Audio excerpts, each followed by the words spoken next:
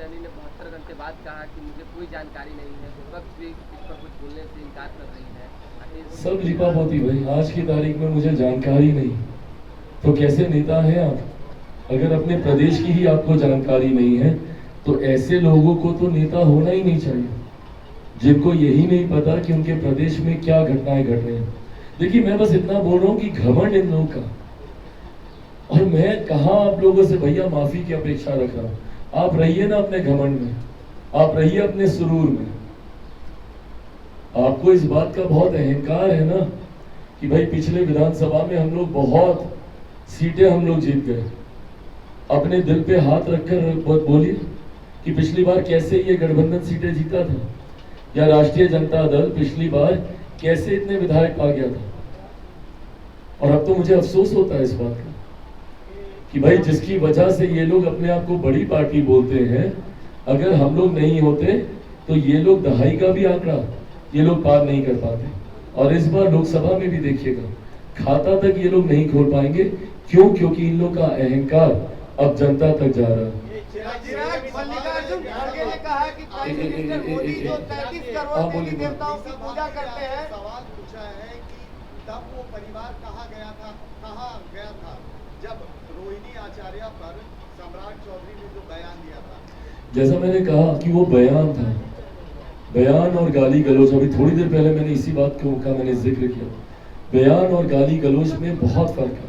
बयान से सहमति असहमति, आपने भी तो मेरे प्रधानमंत्री को जेल भेजने की बात कही ना, आक्रोश है उस बात को लेकर। और मैं तो यहाँ पे बोल भी रहा हूँ, मुझे नाराजगी आक्रोश नहीं, मैं दुखी हूँ। मुझे दुख है कि मेरे छोटे भाई के सामने मेरे परिवार को गाली दी जा रही है। और मैंने बार बार कहा है कि मेरे सामने अगर उनके परिवार के बारे में ऐसी बात कही जाती, मैं मुंह तोड़ जवाब देता, मैं कड़ी आपत्ति उसी वक्त दर्ज कराता। तो ऐसे में इन बातों को कोट कर मेरी बहन माँ बेटियों के बारे में गाली गलौज को सही ठहरा रही है, इससे ज्यादा दुर्भाग्यपूर्ण कुछ और नहीं हो सकता। एक बेटी खुद दूसरी बेटी को दी गई गाली को सही ठहरा रही है, ये गलत है। मल्लिकार्जुन खड़गे ने कल कहा कि 33 करोड़ देवी देवताओं की पूजा करने वाला मोदी 140 करोड़ हिंदुस्तानियों की देखभाल नहीं कर सकता, क्या कहेंगे? भाई, ये जिस तरीके से धर्म को लेकर राजनीति करने की सोच कांग्रेस पार्टी की रहती है और अपीजमेंट पॉलिटिक्स के माध्यम से ये तथाकथित जितने भी इंडिया अलायंस के लोग हैं ना, ये सनातन को गाली देकर ही अपनी राजनीतिक रोटियां सेक सकते हैं। इसमें कौन कौन से लोग हैं जिन्होंने राम के अस्तित्व पर सवाल उठाए? साउथ की कौन सी ऐसी पार्टियां हैं जिन्होंने सनातन धर्म को बीमारी माना, जिन्होंने राम के अस्तित्व को नकारा, जिन्होंने 33 करोड़ देवी देवताओं के बारे में इस तरीके से टिप्पणी करने का साहस दिखाया? ये वही लोग हैं जो नवरात्रों में मछली खाने की बात करते हैं।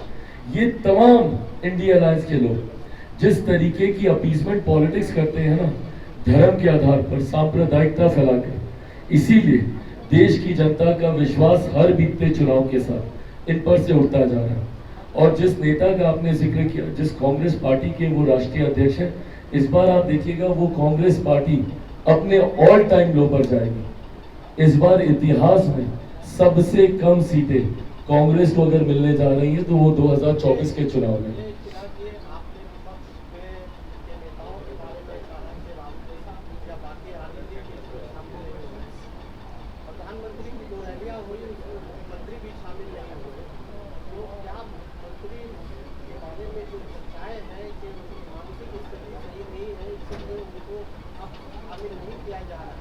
आप लोगों ने भी पहले उन पर मानसिक स्थिति नहीं होने का आरोप लगाया है, तो आगे क्या प्रधानमंत्री जी को आप लोग ऐसी रैलियों में शामिल करने जा रहे हैं?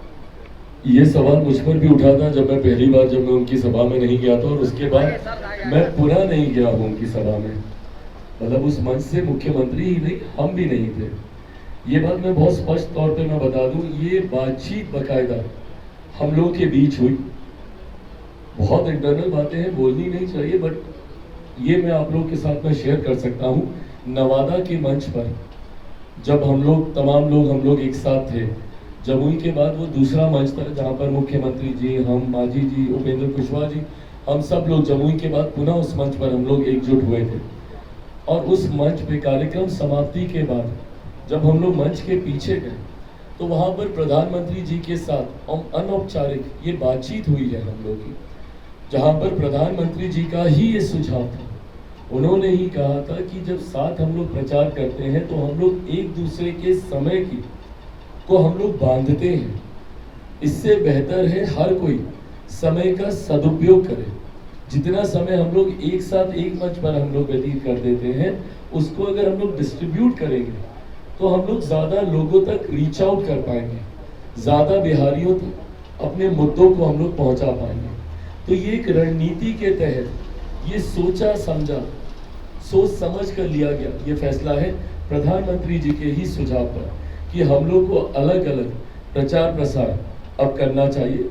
शुरू में हाँ ज़रूरी होता है, जब आप एक गठबंधन में होते हैं तो एकजुटता, इकट्ठे आकर एक मन से तमाम लोग अपनी बातों को कहें, जो अभी तक विपक्ष के द्वारा हम लोग नहीं देख पाए। और ये हर चुनाव में होता है, कुछ सभाएं एक साथ की जाती हैं और उसके बाद हर गठबंधन के घटक दल अलग अलग प्रचार करते हैं। क्या है इंडी गठबंधन का कहना है कि पहले पेज में जिस तरह से ताबड़तोड़ प्रधानमंत्री आदित्य योगीनाथ कहीं न कहीं प्रचार कर रहे थे, तो एनडीए को ये डर लग गया है कि हम अब पिछड़ गए हैं।